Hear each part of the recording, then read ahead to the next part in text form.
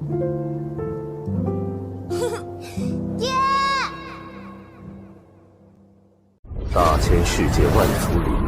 semua, di video kali ini, admin akan lanjutkan alur cerita kemarin, yang menceritakan bagaimana Xiao Yan telah bertemu dengan guru dari Dewa Guntur. Dan ternyata di tempat ini Dewa Guntur pun telah ditemukan oleh gurunya dan telah melakukan reinkarnasi. Namun di saat bersamaan Xiao Yan pun menceritakan tentang bahwa dia mengenal dan mengetahui Gusung Seng yang mulia dan Kong Lan.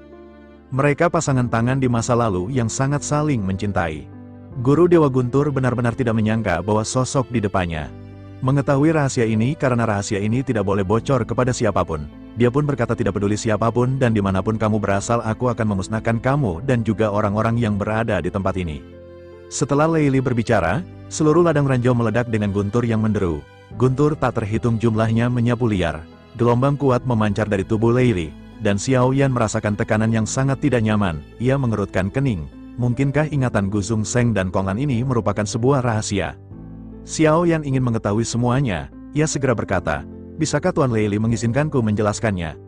Tidak perlu lagi ada yang dijelaskan, jawab Leili. Tidak menjadi masalah dari mana Xiao Yan mendengar cerita tersebut. Leili kembali meningkatkan kekuatannya.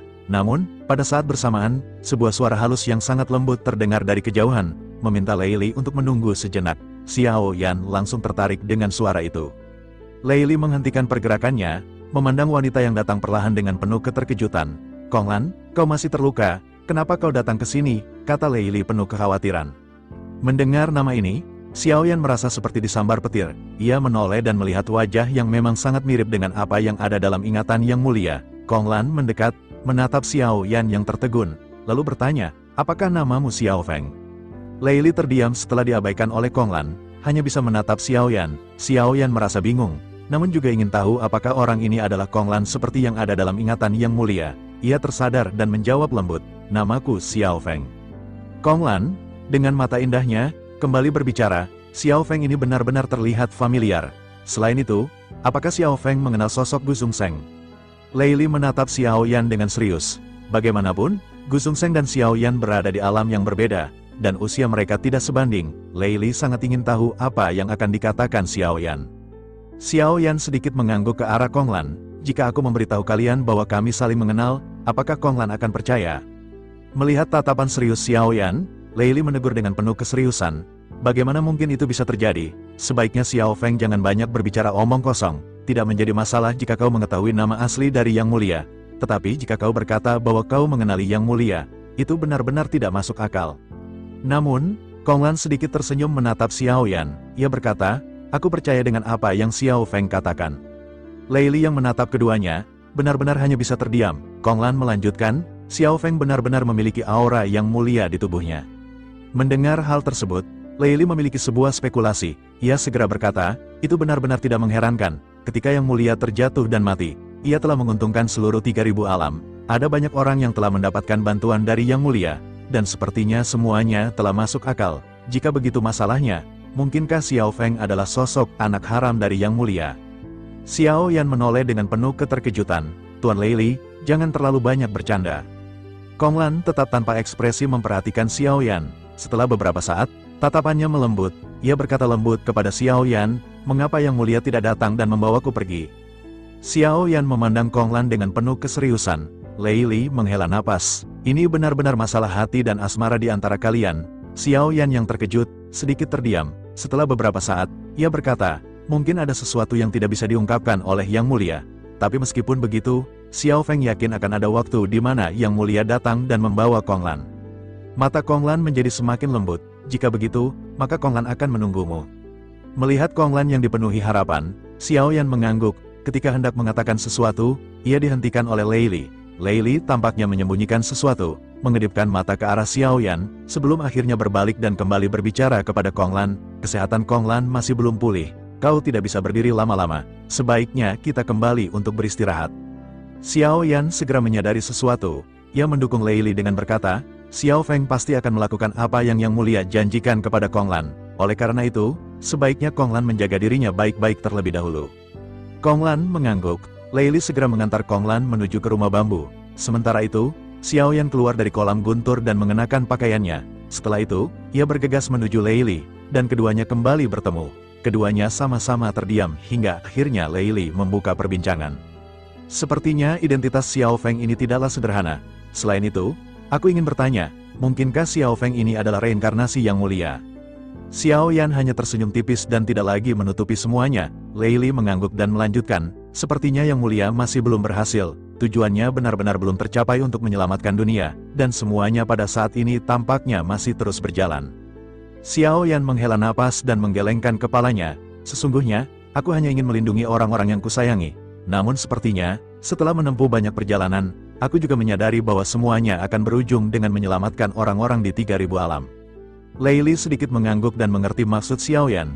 Ia teringat sosok Kong Lan setelah mendengar bahwa Xiao Yan berniat untuk melindungi orang-orang yang disayangi. Lei Li bisa merasakan kesepian Kong Lan, dan Lei Li tidak bisa menerima hal tersebut. Bukankah Xiao Yan memiliki kesadaran di kehidupan sebelumnya? Kau mengingat semua kejadian yang dialami oleh Yang Mulia Guzung Seng, kata Lei Li. Aku ingin bertanya satu hal, mengapa Yang Mulia Guzung Seng menyerah terhadap perasaannya kepada Kong Lan? Xiao Yan sedikit terkejut. Tampaknya Lei Li telah salah paham, pikirnya. Lei Li kembali berbicara kepada Xiao Yan, sesungguhnya Kong Lan yang baru saja Xiao Yan lihat hanyalah kenangan yang kusegel di dalam keajaiban ini. Selain itu, sesungguhnya aku juga tidak tahu sudah berapa kalikah Kong Lan mengalami reinkarnasi. Xiao Yan seketika terkejut mendengar perkataan Tuan Lei Li. Ia memang bisa merasakan adanya sesuatu yang aneh ketika memperhatikan penampilan Kong Lan. Terlebih lagi, penampilan Kong Lan juga sangat mirip dengan Yunyun. Setelah mendengar perkataan Tuan Lei Li, Xiao Yan berspekulasi, mungkinkah Yunyun adalah reinkarnasi dari Kong Lan? Kemungkinan ini sangat mungkin terjadi. Tetapi yang jelas saat ini Lei Li tidak mengetahui keberadaan Yunyun. Lei Li juga sepertinya tidak tahu bahwa Yunyun adalah reinkarnasi dari Kong Lan. Namun jika itu masalahnya, mengapa Lei Li tidak mencari reinkarnasi dari Kong Lan? Xiao Yan segera bertanya kepada Lei Li, mengapa Tuan Lei Li tidak mencari reinkarnasi dari Kong Lan di seluruh alam? Lei Li menghela napas sebelum akhirnya menjelaskan kepada Xiao Yan, bukan aku tidak ingin mencari reinkarnasi dari Kong Lan, hanya saja aku benar-benar lelah melihat perselisihan di 3000 alam ini. Oleh karena itu, saat ini aku hanya ingin menghabiskan waktu bersama dengan putriku. Itulah alasan mengapa Xiao Yan sebelumnya bisa melihat Kong Lan di hadapanmu. Xiao Yan kembali dikejutkan dengan pernyataan Lei Li. Ia benar-benar tidak pernah menyangka bahwa Kong Lan ternyata adalah putri dari Lei Li. Melihat keterkejutan Xiao Yan, Lei Li kembali menjelaskan, Kong Lan benar-benar adalah putriku. Aku bisa menjadi dewa dan abadi karena kehidupan masa lalu kami berdua. Jika Kong Lan tidak membantuku, mungkin aku benar-benar akan kembali menjadi debu dan tanah dan mengalami reinkarnasi. Mendengar semua yang telah dijelaskan oleh Lei Li, Xiao Yan samar-samar bisa merasakan apa yang dipikirkan Lei Li. Ia berpikir, Lei Li tampaknya benar-benar sangat merasakan kesedihan Kong Lan. Namun di saat yang bersamaan, Lei Li juga tidak mengetahui sesungguhnya sosok yang mulia bahkan rela mati karena Kong Lan.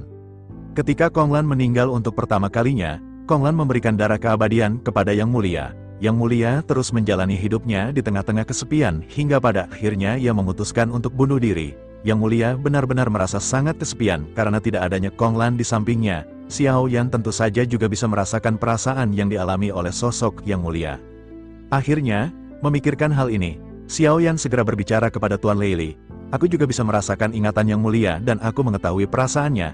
Saat ini aku hanya ingin memberitahu Tuan Lei Li bahwa sesungguhnya Yang Mulia juga rela mati demi Kong Lan. Aku memang masih belum mengetahui secara keseluruhan mengenai perasaan dan cerita di antara mereka berdua. Tetapi saat ini Tuan Lei Li bisa yakin, aku di masa depan akan mengetahui semuanya dengan jelas.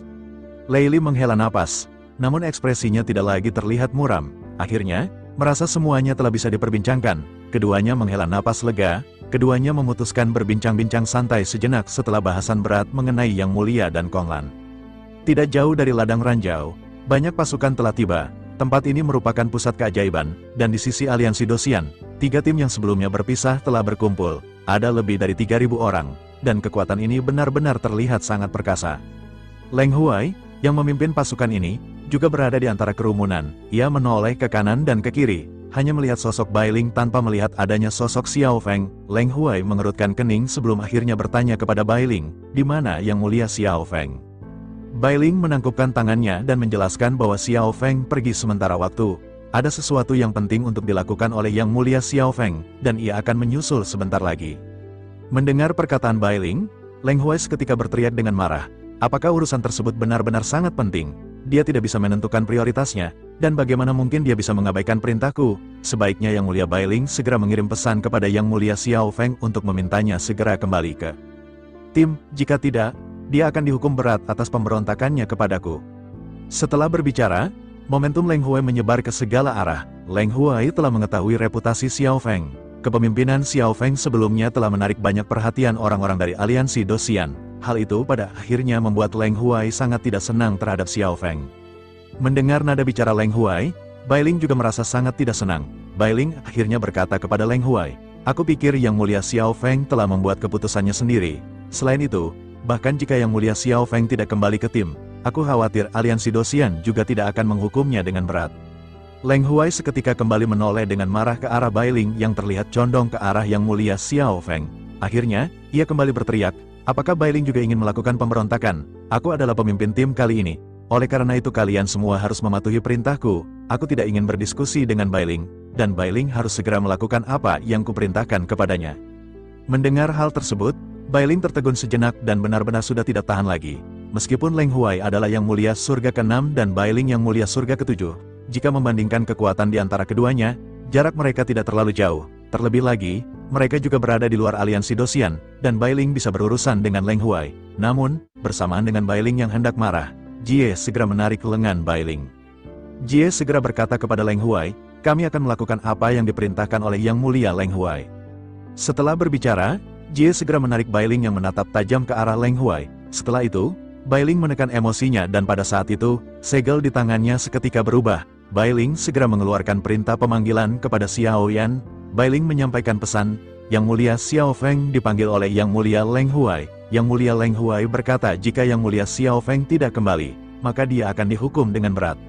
Setelah selesai mengirim pesan, Bailing kembali menoleh ke arah Leng Huai. Bailing segera mulai berbicara dengan nada sinis ke arah Leng Huai. Bailing memprovokasi Leng Huai dengan berkata, "Sebaiknya Yang Mulia Leng Huai jangan memprovokasi Yang Mulia Xiao Feng. Di tangannya, bahkan mereka yang lebih kuat daripada Yang Mulia Leng Huai pun bisa mati." Mendengar perkataan Bailing, Leng Huai menggertakkan gigi dan menatap tajam ke arah Bailing. Setelah itu, ia tersenyum sinis dan pada saat itu segera mulai berbicara kembali kepada Bailing. Bailing, yang merupakan Yang Mulia Surga ke-7, tampaknya telah menjadi anjing peliharaan dari Yang Mulia Surga ke-9.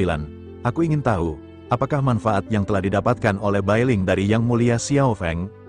Mendengar hal tersebut, Bailing kembali membalas dengan ledekan ke arah Yang Mulia Leng Huai. Bailing berkata, "Bukankah Yang Mulia Leng Huai juga merupakan anjing di bawah tentara surgawi? Dengan begitu, seharusnya kau tahu perasaan apa yang kurasakan saat ini. Terlebih lagi, aku telah menjadi anjing peliharaan di bawah tentara surgawi sudah begitu lama.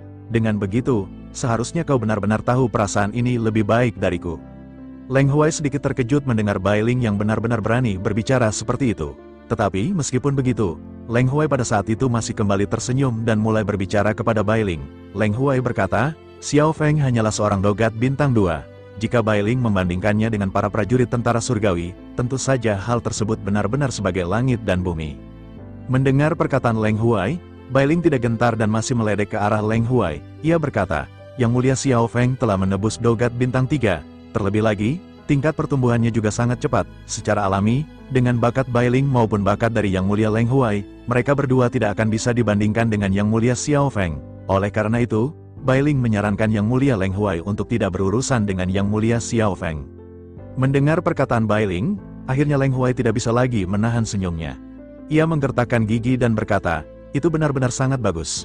Jika dia memang telah menerobos ke dogat bintang 3 dan kecepatan kultivasinya sangat kuat, aku benar-benar ingin melihat seberapa mampukah Yang Mulia Xiao Feng ini. Jika Yang Mulia Xiao Feng tidak kembali ke dalam tim secepat mungkin, bahkan jika aliansi Dosian tidak akan menghukumnya dengan berat, aku benar-benar tidak akan membiarkan Yang Mulia Xiao Feng keluar dari tempat keajaiban ini dengan mudah."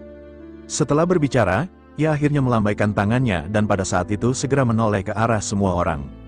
Leng Huai mengabaikan Bailing dan pada saat itu segera berteriak dengan keras kepada semua orang. Ia berkata bahwa tempat ini seharusnya menjadi tanah harta karun dengan sumber origin berkilau 7 warna. Tetapi meskipun begitu, tempat ini juga akan menjadi tempat dengan persaingan yang sangat besar. Oleh karena itu, mereka pada saat ini benar-benar harus bersatu untuk bisa mendapatkan sumber energi ini. Setelah suara Leng Huai keluar, lebih dari 3.000 orang pada saat ini segera menoleh ke arah sekeliling. Bersamaan dengan hal tersebut, sebuah tempat aneh pada saat itu segera muncul di hadapan semua orang. Tempat ini terlihat seperti hutan api dengan bunga-bunga dan tumbuhan, serta pepohonan yang semuanya terbakar dengan api berwarna 7 warna.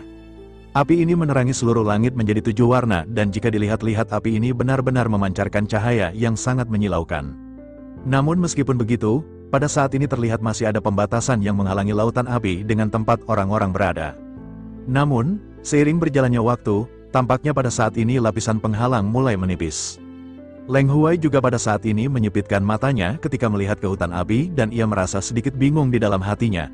Leng Huai pada akhirnya bergumam, sepertinya selain sumber energi berlapis 7 warna, mungkin ada hal aneh lainnya di dalam hutan ini. Nyala api ini juga benar-benar sangat aneh dan aliran kehangatannya pada saat ini tidak bisa dirasakan. Semua orang pada saat ini juga memandang ke sekeliling dan bersiap, begitu juga dengan Bai Ling dan yang lainnya. Sementara itu, di sisi lain, Xiaoyan yang berada di ladang ranjau tentu saja telah menerima panggilan dari Bai Ling. Namun sekarang, Xiaoyan tidak memiliki waktu untuk memperhatikan hal tersebut karena ia pada saat ini sekali lagi kembali berdiri di udara. Xiaoyan kembali menerima guntur yang mulai berkumpul dan ia melanjutkan pelatihan. Hanya terdengar suara gemuruh dan guntur yang diperhatikan oleh Xiaoyan. Guntur dengan cahaya ungu terus menghantam ke tubuh Xiaoyan dan ia sekali lagi terpental mundur. Xiaoyan kembali terpental, mendarat menghantam keras ke tanah dengan tubuh yang masih hancur. Lei Li juga pada saat ini mengangkat tangannya dan kembali mengirim Xiaoyan ke dalam kolam guntur. Xiaoyan terus-menerus menahan rasa sakit akibat sengatan dari kolam guntur. Xiaoyan harus menjaga kesadarannya tetap jernih agar ia mendapatkan hasil yang lebih baik. Jeritan Xiaoyan ini terus berlanjut, tetapi beruntung jeritan ini tertutup oleh suara guntur yang menggelegar yang berada di sekitar Xiaoyan. Ia terus-menerus melakukan pola yang sama dan berkali-kali terluka parah dan berkali-kali juga ia dibawa ke kolam guntur. Xiaoyan menyadari bahwa ia benar-benar harus mengalami semua kesakitan ini untuk menjadi semakin kuat. Dengan seringnya ia menerima rasa sakit, maka tubuhnya juga benar-benar menjadi semakin kuat. Setelah banyak kesakitan yang dialami oleh Xiaoyan, akhirnya ia pada saat ini sudah mencapai guntur ungu kelima. Xiaoyan duduk bersila di kolam guntur dan luka Xiaoyan pada saat ini terus-menerus dipulihkan.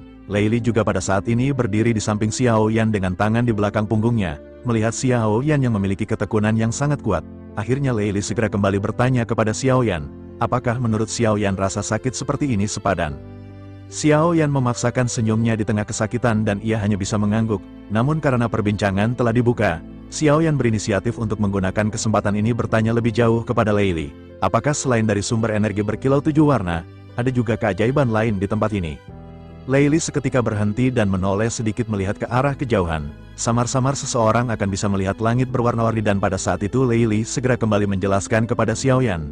Tentu saja ada hal lain yang berada di dalam keajaiban ini selain dari sumber origin berkilau 7 warna. Ada juga jantung api yang tersimpan di tempat ini. Begitu berita ini sampai ke telinga Xiaoyan, ia benar-benar seketika terkejut. Pada saat ini, seolah-olah rasa sakit di dalam tubuh Xiaoyan telah menghilang dan digantikan oleh kebahagiaan.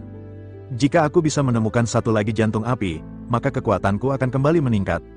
Aku akan bisa kembali meningkatkan seni prop pagoda pemurnian dan aku benar-benar sangat senang. Terlebih lagi, Xiaoyan juga sudah merasakan kekuatan dari jantung api putih. Meskipun ia hanya bisa menggunakan kekuatan Yao Beng, tetapi Yao Beng ini benar-benar telah sangat berperan penting di dalam setiap pertempuran. Oleh karena itu, jika Xiaoyan bisa mendapatkan jantung api lainnya, maka kekuatannya juga benar-benar akan meningkat dengan sangat banyak. Xiaoyan akhirnya segera menekan perasaannya ini sebelum akhirnya bertanya kepada Lei Li, apakah guru tahu di mana api tersebut berada? Selain itu, apakah guru tahu bagaimana Xiao Feng bisa mendapatkan jantung api tersebut? Melihat Xiaoyan yang pada saat ini sangat bersemangat, Lei Li benar-benar tidak sedikit pun terkejut di dalam hatinya. Lei Li pada saat sebelumnya telah mengetahui bahwa sosok Xiaoyan juga telah memiliki jantung api. Ia akhirnya mengangguk dan berkata, aku tahu di mana tempatnya berada, tetapi bagaimana cara mendapatkannya? Hal tersebut benar-benar tidak diketahui olehku. Terlebih lagi, jantung api juga merupakan salah satu asal-muasal dari langit dan bumi. Hal seperti itu tidak bisa diserahkan kepada manusia. Namun meskipun begitu, memang ada orang dalam sejarah yang telah bisa mengendalikan mereka. Mendengar perkataan Lei Li, Xiaoyan benar-benar menjadi sangat senang. Xiaoyan tentu tahu bagaimana sulitnya untuk bisa mendapatkan jantung api. Namun kesulitan tersebut bukanlah rintangan bagi Xiaoyan karena ia berpikir, sepertinya aku ditakdirkan untuk semua rintangan yang ada. Jika aku ingin menjadi kuat dengan cepat, maka ini adalah satu-satunya cara yang bisa kulakukan. Mata Xiaoyan berbinar ketika ia memikirkan peningkatan kekuatan seperti apa yang akan ia dapatkan setelah berhasil menemukan jantung api lainnya. Tuan Lei Li, tolong tunjukkan lokasinya, desak Xiaoyan. Lei Li mengangguk, namun raut wajahnya serius. Jantung api memang dahsyat, kekuatannya tak terukur, mustahil mengendalikannya dengan mudah. Tapi kau bisa coba, Xiaoyan, siapkan mentalmu. Lei Li menoleh ke sekeliling, menunjuk obor-obor yang menyala di ruangan. Apa kau lihat obor-obor ini? Mereka sudah terbakar 1000 tahun, belum padam. Xiao Yan terkejut, beranjak dari kolam guntur dan mendekati obor. Ia tak merasakan suhu panas, bahkan nyaris dingin, tapi apinya tak kunjung mati. Aneh sekali, gumam Xiao Yan, tidak ada suhu, tidak padam, tapi pasti butuh energi besar untuk menyala ribuan tahun. Bagaimana bisa? Ia segera berbalik ke arah Lei Li. Guru, bisa tunjukkan lebih banyak api seperti ini? Lei Li mengangguk. Kau sudah setengah jalan dalam pelatihan tubuh guntur dewa kuno. Lanjutkan sampai sempurna. Akan ada banyak api abadi di hutan di sisi lain. Aku akan tunjukkan setelah kau mencapai tahap maksimal. Mendengar itu, Xiao Yan menjadi tenang. Ia sadar, meningkatkan kekuatan fisik sangatlah penting. Banyak teknik tempurnya, seperti tinju api fearless dan lengan dewa, membutuhkan tubuh yang kuat. Semakin kuat fisiknya, semakin besar pula kekuatan serangan yang bisa ditampung dan dilepaskan. Tanpa ragu, Xiao Yan kembali terbang ke udara. Matanya dipenuhi energi dan kegembiraan. Guru, jangan buang waktu lagi, seru Xiao Yan lantang, menatap Lei Li dengan tekad membara. Keluarkan gunturmu sepuasnya dan hantamkan padaku. Lei Li tertegun sesaat, lalu tersenyum tipis. Tanpa menunda, ia mengangkat tangannya. Guntur menggelegar di langit, petir ungu menyambar-nyambar. Xiao Yan kembali menjalani pelatihan kerasnya. Tubuhnya dihantam guntur ungu yang tak henti-hentinya. Sakitnya luar biasa, tapi tekad Xiao Yan lebih kuat. Perlahan, ia mulai bisa bertahan. Ia bahkan maju menyongsong guntur Lei Li, tak menunggu dihantam. Setelah tubuhnya hancur, ia kembali ke kolam guntur untuk memulihkan diri, lalu naik lagi ke puncak pohon. Proses ini terus berulang. Di sisi lain, di hutan api yang tak jauh dari ladang ranjau, hampir seluruh kekuatan aliansi Dosian telah berkumpul. Wajah Leng Huai tampak muram, Xiao Yan tak kunjung muncul, Bai Ling juga gelisah dan khawatir.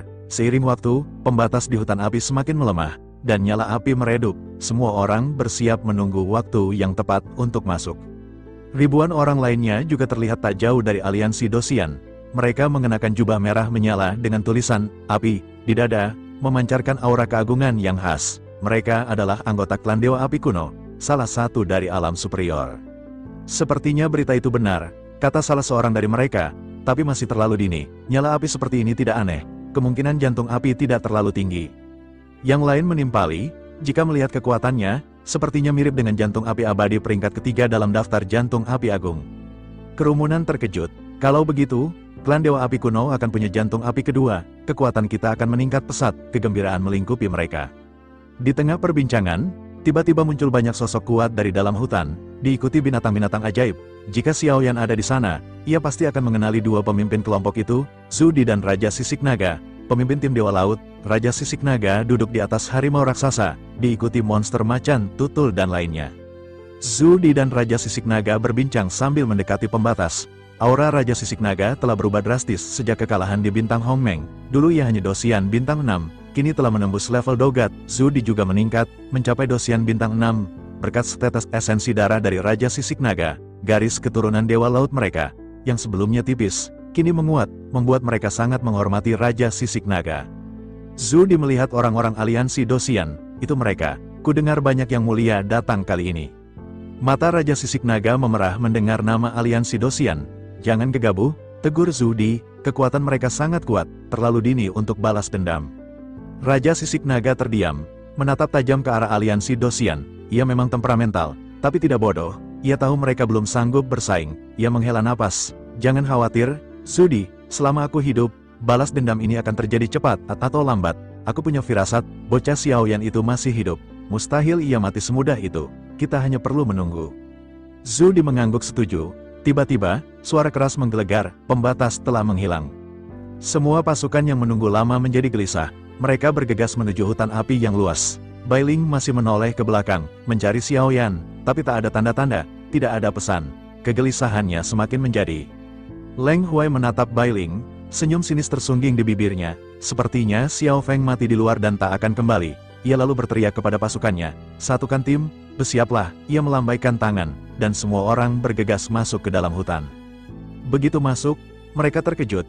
Banyak sekali origin ki yang berkilau, seruan-seruan terdengar. Ada origin ki berkilau 1, 2, hingga 3 warna.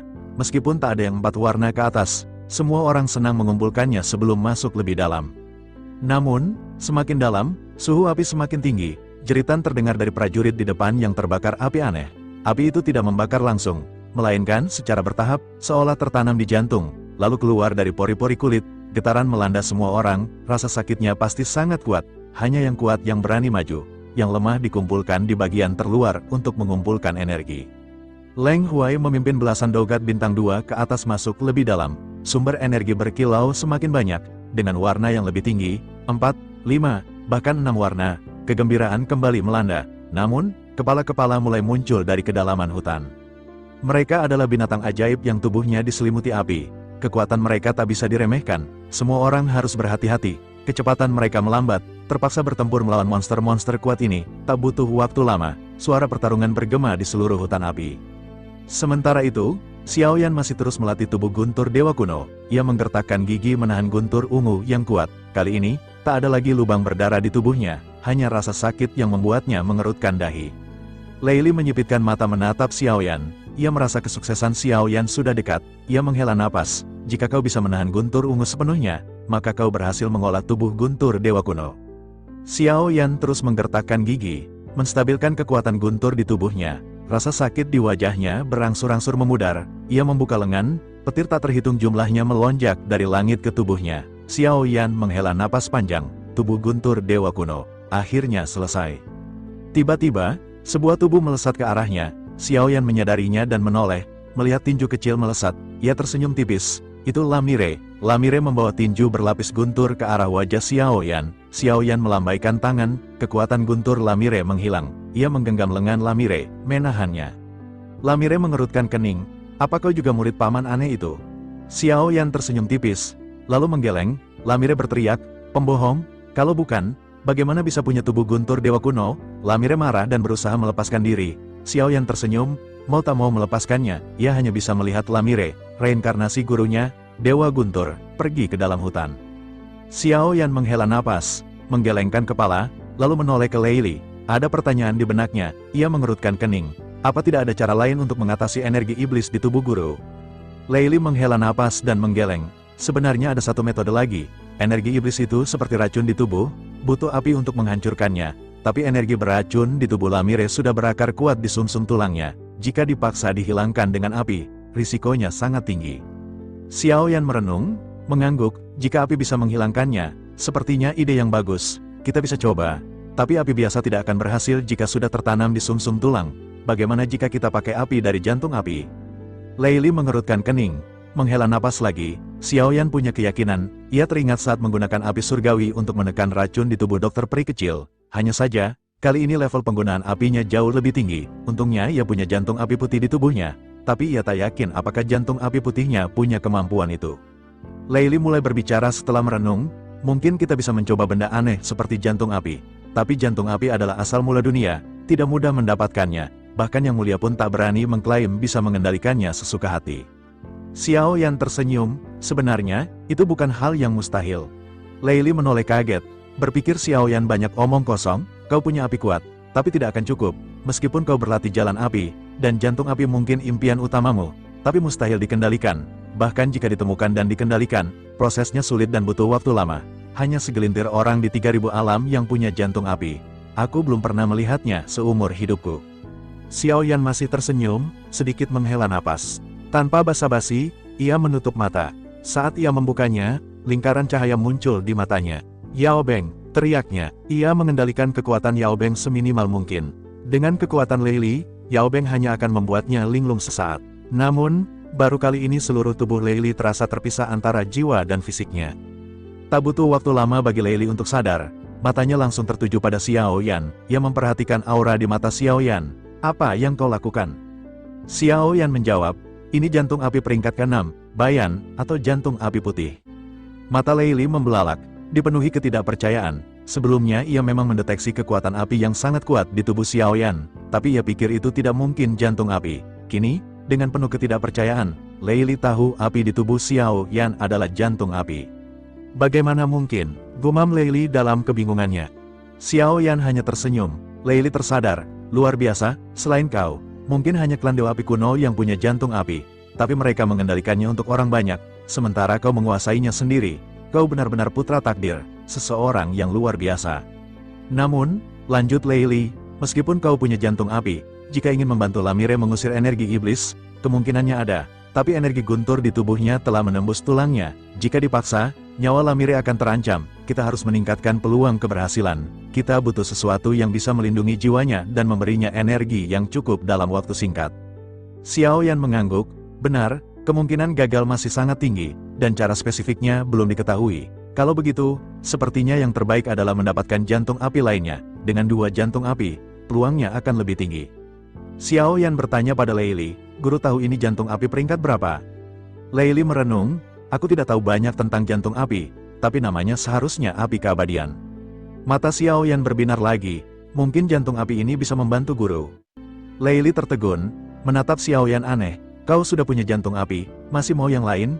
Jantung api sangat kuat, satu saja bisa mengguncang pihak lain, keduanya punya karakter berbeda, pasti akan bentrok di dalam tubuhmu. Kekuatan mereka bisa memengaruhi dunia, ini tidak boleh gegabah, meskipun kau reinkarnasi yang mulia, kita tidak bisa terburu-buru. Xiao Yan tersenyum, lalu menjelaskan, di dunia lamaku, aku pernah mencoba hal seperti ini, aku punya keyakinan dan sangat percaya diri. Jadi, Tuan Lei Li jangan khawatir, lebih baik kau antar aku ke tempat jantung api itu berada. Melihat ketegasan di wajah Xiao Yan, Lei Li tak bisa menolak lagi, ia mengangguk, karena kau sudah memutuskan, aku tak bisa berkata banyak, tapi aku tidak bisa mengantarmu ke sana. Bawa ini. Lei Li mengeluarkan setangkai bunga kuning dan memberikannya kepada Xiao Yan. Ini bunga yang kupetik dari tempat jantung api berada, bunga ini akan menuntunmu ke sana. Tapi sebelum itu, aku akan memberimu sesuatu yang kujanjikan, teknik latihan fisik tingkat baru. Kau bisa mengandalkan guntur untuk mempelajarinya, ini berbeda dengan tubuh guntur Dewa Kuno. Tubuh guntur Dewa Kuno adalah kau ditempa guntur untuk memperkuat tubuhmu. Teknik ini adalah menggunakan tubuh untuk menahan guntur dan menjadikan guntur nyata sebagai serangan. Xiao Yan sedikit terkejut, tapi juga bersemangat, ia mengambil bunga itu dan mengangguk setuju. Lei Li segera mengeluarkan kekuatan guntur dari tubuhnya, ia menatap langit, lalu membuka mulut, seluruh ladang ranjau menyusut, tepat di hadapannya. Meskipun menyusut, suara gemuruh masih bergema dan bergetar di seluruh langit. Xiao Yan merasakan kekuatan guntur yang diperkecil itu masih sangat kuat. Lei Li menjelaskan, ini adalah lautan gunturku, hari ini aku akan membaginya padamu, ini benihnya. Semakin kau berlatih, semakin banyak guntur di lautan gundurmu, semakin banyak guntur yang bisa kau ledakkan. Besar kecilnya lautan guntur ini berhubungan dengan kekuatan tubuhmu di masa depan. Jika kau berniat menerima warisan ini, duduklah di kolam guntur. Aku akan mengirimkan lautan guntur ini ke tubuhmu. Kau harus tahu, jika asal mula dunia ini memiliki jantung api, maka aku juga memiliki jantung guntur. Jika kau bisa mendapatkannya di masa depan, mungkin kau akan lebih besar dari kehidupanmu di masa lalu. Xiao Yan terkejut mendengar tentang jantung guntur, ada juga jantung guntur. Lei Li mengangguk, itu juga asal mula dunia. Tentu saja, tidak mudah menemukannya, apalagi mengendalikannya, tidak banyak yang bahkan memikirkannya. Menelan jantung guntur yang kuat akan meningkatkan lautan guntur di dantianmu. Xiao Yan semakin bersemangat, ia kembali terjun ke kolam guntur. Lei Li segera mentransfer lautan guntur miliknya. Proses transfer itu berhasil dalam waktu singkat, membuat Lei Li terkejut, ini lebih cepat dari dugaanku. Bocah ini benar-benar ditakdirkan. Lei Li merasa lega. Setelah transfer berhasil, Lei Li memberitahu Xiao Yan. Xiao Yan membuka mata, menangkupkan tangan pada Lei Li, dan dengan tulus berterima kasih atas hadiah itu. Lei Li mengangguk, lautan guntur ini akan ada di dantianmu. Tak ada efeknya jika kau tidak menggunakannya, kau bisa mengaktifkannya untuk berlatih, semuanya sudah kuberikan padamu. Xiao Yan mengangguk, berterima kasih lagi, aku akan segera kembali untuk menyelamatkan guru setelah mendapatkan jantung api. Lei Li mengangguk, tanpa basa-basi, Xiao Yan segera meninggalkan ladang ranjau, ia bergegas sangat cepat. Selama ini, ia menerima banyak pesan dari Bai Ling tentang situasi aliansi Dosian. Karena itu, Xiao Yan memutuskan untuk secepat mungkin bergabung dengan aliansi Dosian. Xiao Yan yang telah memasuki kedalaman hutan. Tak lama, ia melihat hamparan hutan yang terbakar. Apinya sekilas tampak 7 warna. Namun saat diperhatikan lebih dekat, nyala api itu sebenarnya kuning muda dan terlihat biasa saja. Xiao Yan tidak terlalu peduli dan terus melangkah masuk. Ia berhenti sejenak, berniat mengerahkan kekuatan spiritualnya. Namun tiba-tiba merasakan ada yang mengawasinya. Pandangannya tertuju pada sebatang pohon di kejauhan. Di bawah pohon itu, berdiri sesosok siluet wanita dengan rambut panjang hampir menyentuh mata kakinya. Sosok itu hanya terlihat seperti bayangan. Namun Xiao Yan yakin ia sedang diperhatikan. Xiao Yan mengerutkan kening dan memutuskan mendekat. Namun, begitu ia bergerak, sosok itu berbalik dan menghilang ke dalam hutan dengan cepat. Xiao Yan kembali mengerutkan kening, menunduk melihat jejak kaki. Itu pasti jejak kaki wanita tadi. Ia memutuskan mengikutinya. Saat memasuki hutan api, Xiaoyan mengerahkan seluruh origin Qi untuk melindungi tubuhnya. Ia terus mengikuti jejak kaki, namun terkejut saat menyadari jejak kakinya sendiri langsung hangus terbakar oleh api di sekitarnya. Aneh sekali, pikirnya, namun ia tak terlalu memusingkan keanehan itu dan terus melesat. Setelah beberapa saat, Xiaoyan berhenti, jejak kaki itu terputus. Ia melihat sekeliling, bertanya-tanya kemana sosok itu pergi. Pandangannya beralih ke atas pohon, dan di sanalah sosok itu kembali terlihat, masih mengawasinya. Rasa penasaran Xiaoyan memuncak. "Siapa kau?" tanyanya, namun sosok itu kembali berlari. Xiaoyan semakin penasaran, namun ia punya tujuan yang harus dicapai secepatnya. Ia mengeluarkan bunga kuning pemberian Leili. Begitu dilepaskan, bunga itu melayang, menuntun jalannya. Xiaoyan terkejut, karena jalur bunga itu sama dengan arah menghilangnya sosok misterius tadi. Mungkinkah dia ingin menunjukkan jalanku, pikir Xiaoyan. Lalu tanpa basa-basi, ia melesat pergi. Di kedalaman hutan, suara pertempuran riuh tak ada habisnya. Xiaoyan dengan cepat melewati area luar dan masuk ke bagian terdalam. Ia melihat banyak sumber energi berkilau dan orang-orang yang mengumpulkannya. Namun, energi itu hanya 2 hingga 3 warna, tidak menarik perhatian Xiaoyan. Ia terus maju, tidak memperhatikan orang-orang di sekitarnya. Xiaoyan tidak tahu bahwa semua kekuatan yang menembus jauh ke dalam hutan api berada dalam kondisi krisis. Bahkan aliansi Dosian pun tak terkecuali. Mereka terjebak dalam kerugian besar. Leng Huai berteriak memerintahkan pasukannya mundur. Namun seorang prajurit menjawab, "Bagian belakang kita juga dikelilingi api, tidak ada jalan mundur." Leng Huai menggertakkan gigi, pandangannya tertuju ke depan, dan ia melihat pemandangan mengejutkan. Seekor naga raksasa bersayap kelelawar, tubuhnya diselimuti api. Naga ini memang berbeda dari klan naga ortodoks, namun jelas merupakan cabang dari mereka. Kekuatan fisiknya sebanding dengan seorang dogat bintang 5. Aliansi Dosian terjebak. Kekuatan lain, seperti alam spiritual, klan Dewa Api Kuno, dan alam 10.000 iblis, juga menghadapi ancaman yang sama. Mereka semua terlibat dalam pertempuran sengit melawan monster-monster kuat. Klan Dewa Api Kuno tampak sedikit lebih nyaman. Mereka tidak terlalu terpengaruh oleh api yang memancar karena tubuh mereka dilapisi darah coklat unik yang berasal dari jantung api sensuo mereka, peringkat keempat di daftar jantung api. Yang ternyata klan api kuno ini mereka pun telah dilindungi oleh perisai jantung api sensuo oleh para ketua mereka. Cairan ini melindungi mereka dari api untuk sementara waktu. Namun, meskipun begitu, mereka tetap menghadapi masalah yang sama, monster-monster kuat. Sementara itu, Xiaoyan terus melesat masuk ke kedalaman hutan. Ia berhadapan dengan banyak monster, namun dapat dengan mudah menghancurkan mereka tanpa berhenti. Ia terus bergerak sesuai petunjuk bunga. Tak lama kemudian, Xiaoyan kembali berhenti. Ribuan sosok muncul di hadapannya. Mereka memandang Xiaoyan dengan ekspresi menghina. Pemimpin mereka menyeringai. Masih ada orang yang berani bertindak sendirian. Menarik. Xiaoyan mengerutkan kening. Untungnya ia sudah mengganti jubah aliansi Dosiannya. Jika tidak, ia pasti sudah menjadi incaran sejak awal. Pemimpin pasukan itu memerintahkannya untuk menyerahkan semua origin berkilaunya dan meninggalkan cincin penyimpanan jika ingin selamat. Xiaoyan tak bergeming. Ia melesatkan kekuatan spiritualnya, mendeteksi aura di sekitar. Yang terkuat di antara mereka hanya dogat bintang 3 tahap menengah, dan sekitar 10 orang dogat bintang 2. Tampaknya akan sangat mudah menyingkirkan mereka semua. Xiaoyan tidak punya banyak waktu untuk berurusan dengan curut-curut ini. "Jika kalian menginginkannya, ambillah," kata Xiaoyan datar. Merasa diprovokasi, pemimpin kelompok itu marah. Ia maju menyerang Xiaoyan, namun dalam satu benturan, telapak tangannya hancur. Xiaoyan menghantam dadanya hingga ia terpental dan memuntahkan darah. Pemimpin itu terkejut, memerintahkan dogat bintang 2 lainnya maju. Hampir 10 orang menyerbu Xiaoyan, namun Xiaoyan dapat dengan mudah menghancurkan mereka semua dalam waktu singkat. Semuanya terluka. Xiaoyan mendekati pemimpin mereka, tersenyum sinis. "Serahkan setengah dari sumber origin berkilau yang kalian miliki. Jika tidak, nasib kalian semua akan sengsara." Setelah merasakan kekuatan Xiaoyan, pemimpin itu ketakutan, namun enggan menyerahkan origin yang sudah mereka kumpulkan. "Tuan, itu terlalu berlebihan. Kami tidak bisa melakukannya. Kami berasal dari klan Lautan Langit. Tuan tidak akan berani berurusan dengan kami." Xiaoyan tersenyum tipis mendengar nama klan Lautan Langit. "Jika kalian berasal dari klan Lautan Langit, biarkan aku memperkenalkan diri. Aku adalah orang yang telah membantai Geling. Aku adalah orang dari aliansi Dosian. Jadi, mau menyerahkan sumber origin berkilau itu atau tidak?" Pemimpin kelompok itu tertegun. Wajahnya dipenuhi ketidakpercayaan. Ia pasti mengenali Geling. Tubuhnya gemetar ketakutan menatap Xiaoyan. Ia menghela napas. "Baik, Tuan, jika Tuan menginginkan origin berkilau kami akan dengan senang hati menyerahkannya." Ia melemparkan cincin penyimpanannya ke arah Xiaoyan.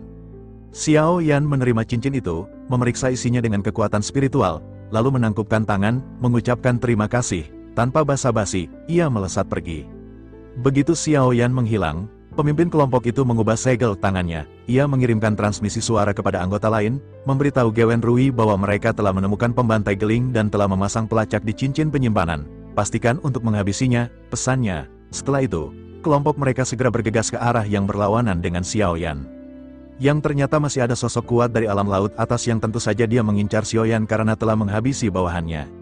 Xiao Yan terus melesat, namun tak lama kemudian ia kembali menemukan keberadaan sosok misterius itu. Ia berhenti, memandang sosok yang terus mengawasinya. Apa sebenarnya yang dia lakukan? Kenapa terus mengawasiku tapi tidak bertindak? Pikirnya. Apa kau mengenalku? Teriak Xiao Yan. Apa kau menunggu seseorang? Apa aku mirip orang yang kau kenal? Sosok itu tetap tak bergeming. Dia hanya terus menatapnya dengan aneh. Xiao Yan pun benar-benar bingung siapakah sosok